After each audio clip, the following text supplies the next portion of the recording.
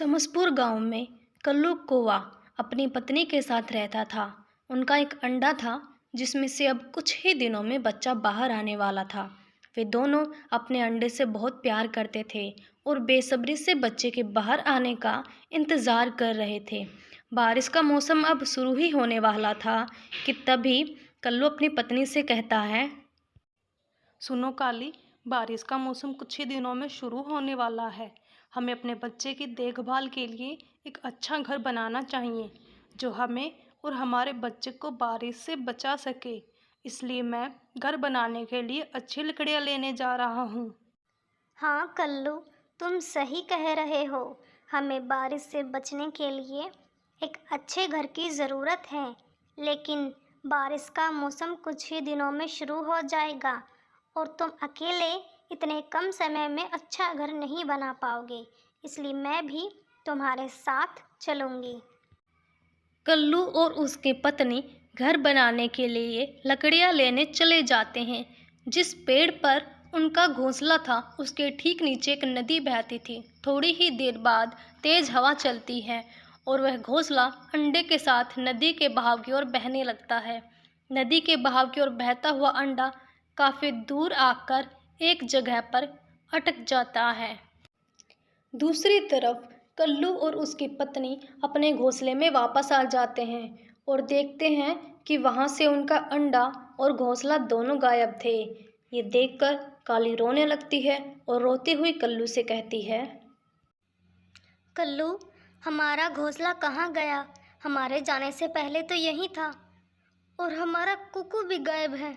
अब हम क्या करें? कहाँ ढूंढेंगे हम कुकू को? तभी कालू की नज़र नदी में पड़ती है। नदी में घास के कुछ तिनके पड़े होते हैं। देखो काली, नदी में घास के तिनके पड़े हुए हैं। इसका मतलब है कि हमारा कुकुर नदी में घास के साथ बह गया होगा। अब क्या करें कल्लू? हम अपने कुकू को कैसे ढूंढेंगे? तुम चिंता मत करो, हम भोला चिड़ा और भोली चिड़िया से बात करेंगे। वो दोनों हमारी मदद जरूर करेंगे। दोनों मिलकर भोली चिड़िया और भोला चिड़ा के पास जाते हैं। वे दोनों अपने घर में बैठे आराम कर रहे होते हैं। क्या बात है कल्लू भैया, आज कैसे आना हुआ? भोली चिड़िया, भोला चिड़ा, हमारी मदद करो। हम बहुत बड़ी मुसीबत में हैं। हम दोनों एक नया घोंसला बनाने के लिए लकड़ियाँ लाने गए थे। वापस आए तो हमारा घोंसला पेड़ पर नहीं था। वह नदी में गिरकर दूर बह गया है। उसमें हमारा अंडा भी था। अब हमें समझ नहीं आ रहा है कि हम क्या करें। मेरा कुकू पता नहीं कैसा होगा। वो नन्ही सी जान ये सब कुछ कैसे झेल पाएगा? काली बहन, तुम फिक्र मत करो, हम कुकू को ढूंढ लेंगे। सब ठीक हो जाएगा। मुझे लगता है कि हमें नदी के बहाव की तरफ जाना चाहिए, क्योंकि कुकू घोंसले के साथ उसी तरफ गया होगा। नहीं, आगे चलकर वह नदी कई हिस्सों में बढ़ जाती है। हमें नहीं पता है कि घोंसला किस तरफ गया होगा। अब हम कुकू को कैसे ढूंढेंगे? मेरे पास एक उपाय है।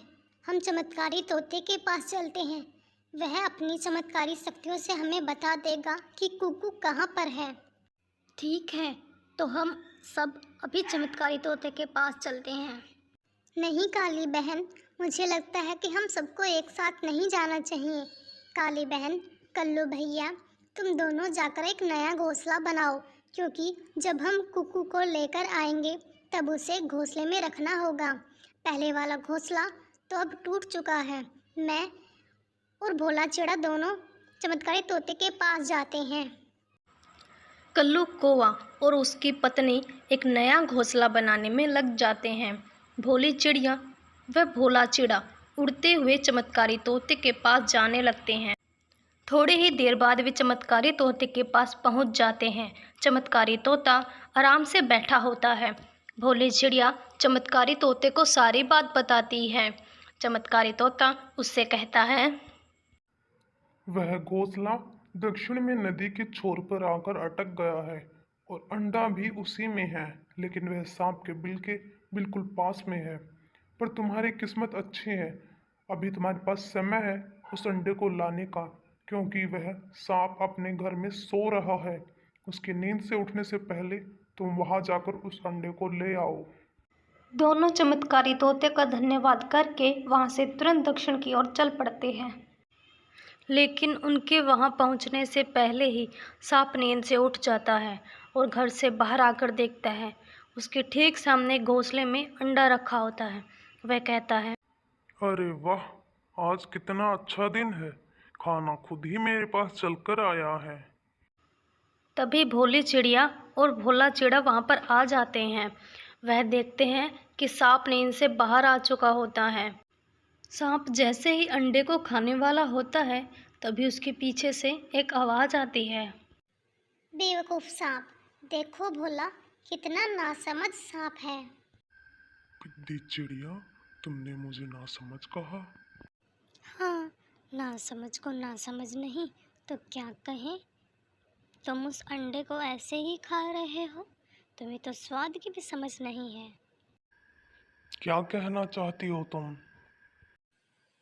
देखो, तुम उस अंडे को मसाला डालकर भी खा सकते हो, या ऑमलेट बनाकर, या फिर अंडा करी बनाकर, लेकिन तुम तो उसे कच्चा ही खा रहे हो।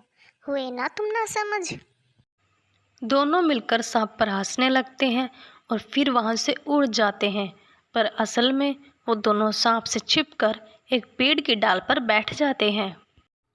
बात तो इन दोनों ने पते की कही है, तो ठीक है, आज मैं इस अंडे का ऑमलेट बनाकर खाऊंगा। पर पहले मुझे सामान लेने के लिए बाजार जाना होगा। फिर सांप बाजार से सामान लेने चला जाता है और मौका मिलते ही भोली चिड़िया उस अंडे को अपने पंजों में दबाकर उड़ जाती है। तब तक कल्लू और उसकी पत्नी काली घोंसला बना चुके होते हैं और भोली चिड़िया और भोले चिड़े का इंतज़ार कर रहे होते हैं। भोली चिड़िया अंडे को उस नए घोंसले में रख देती है। कल्लू कौवा और उसकी पत्नी दोनों भोली चिड़िया और भोले चिड़े का धन्यवाद करते हैं।